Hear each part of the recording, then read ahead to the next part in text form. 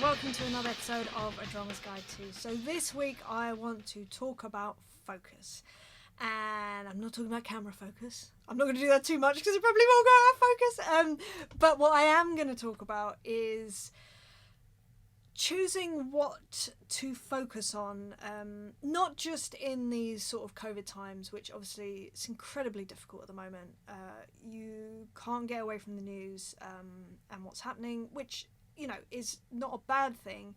However, it can be a bad thing, I feel, if you sort of, like me, get very overwhelmed easily by stuff. And anyway, I'll go into this. So let's start out by talking about pre-COVID-19, a nicer time when things were simpler. Or were they? So growing up, I learnt to play the drums with my friend Charisse. Now, what this meant was that I was constantly focused on the drums, but I was also constantly focused on me and her and comparing ourselves to each other. I'm sure she was doing the same thing. It's just nature, isn't it? It's just natural, especially when you've literally started playing drums on the same day as someone.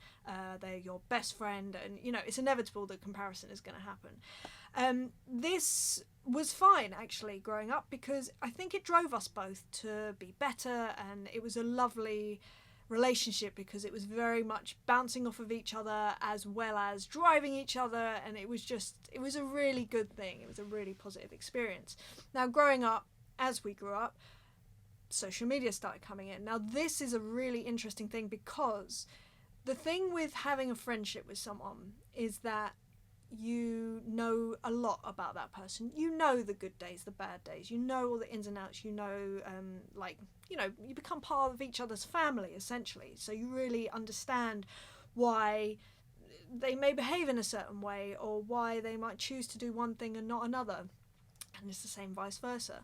However, when it came into sort of the social media generation, which I still am a part of, obviously, social media became the highlight reel of people's lives, which is a beautiful thing. It's a beautiful thing as a standalone thing. However, nobody told us that. So what that meant is that I would be looking at someone's Facebook, Twitter, MySpace, Instagram feed, and just by default, just because the nature of humans, compare what I was doing to what they were doing. And if I deemed what I was doing not as good, not as important, not as successful as that person, I would instantly feel bad about it.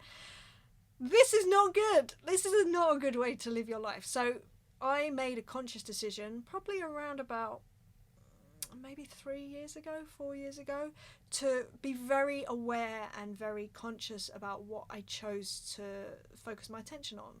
Now, what that meant for me was coming off of social media, making it work in a way that I could be posting about stuff and engaging with my audience, but it didn't mean that I had to scroll through any of the feeds to see what everyone else was up to.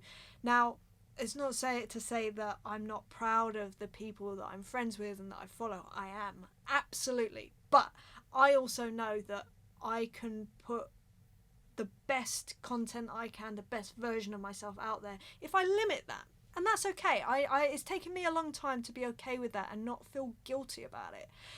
Now, bring it forward to the situation that we're in right now. At the time of filming this, it is the end of September 2020.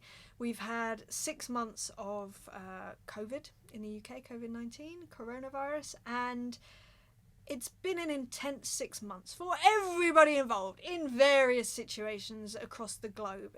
This has been absolutely crazy. But the reason that I liken it to this whole choosing what you focus on, what I realised was very early on, luckily, I'm so glad that I recognised this about myself.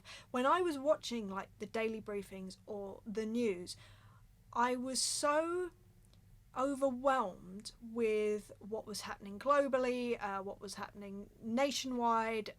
All the numbers of the cases were going up, the deaths were going up. I mean, they're going up again now, and this is kind of why I'm addressing this.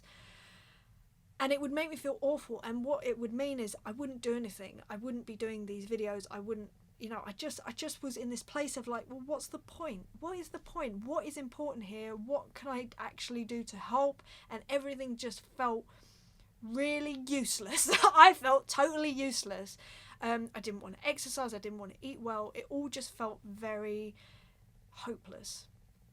So I noticed this. Like I say, I'm very lucky that I sort of recognised this in myself. I recognised it because I recognised the feeling. It was a bigger version of it, but it was a similar feeling as the social media thing of the looking left and right at what everyone else is up to.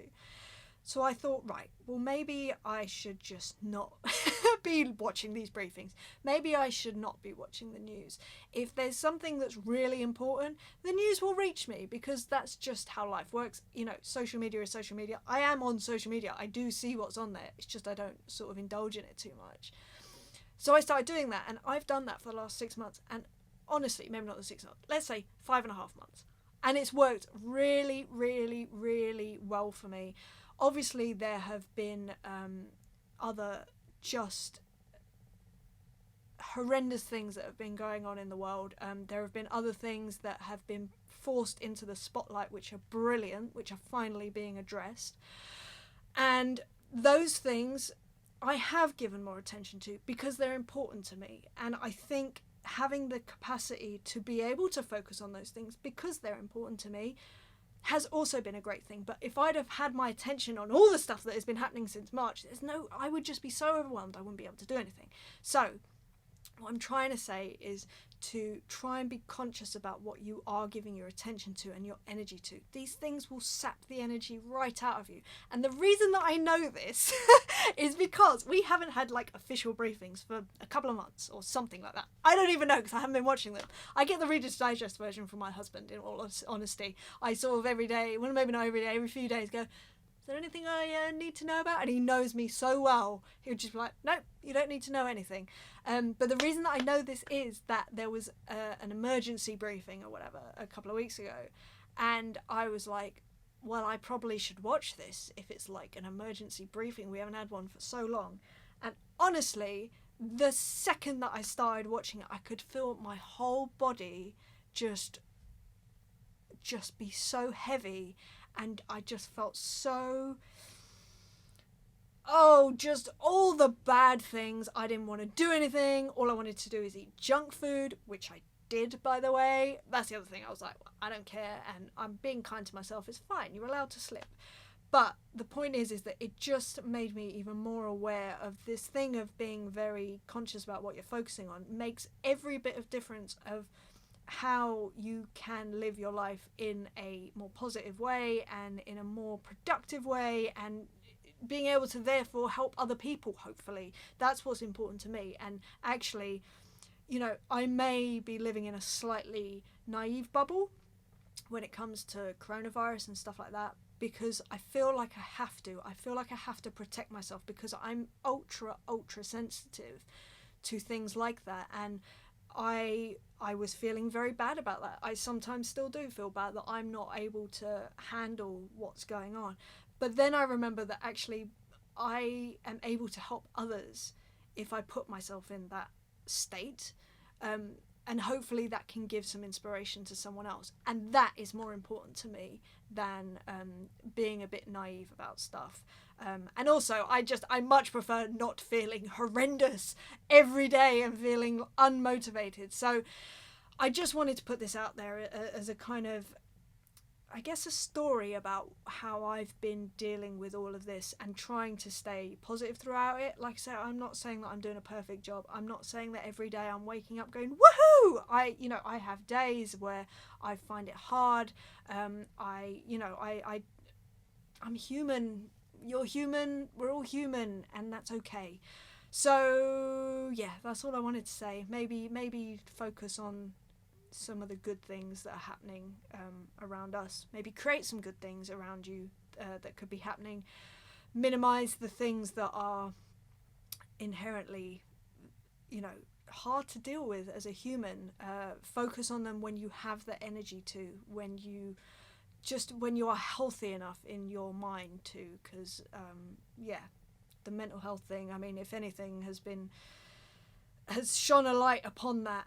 This COVID situation has definitely shone a huge spotlight on mental health, which I think is a great thing, because it's not something that is talked about enough, I don't think, because I think everyone has mental health issues, and that's okay.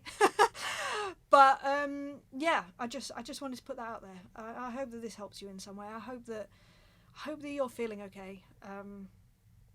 And I just want to send you all my love, and yeah, that's basically it. Look after yourself, look after those around you, keep well, keep healthy, keep safe, and I will see you next week for another subject. All right, sending all my love to you. See you later.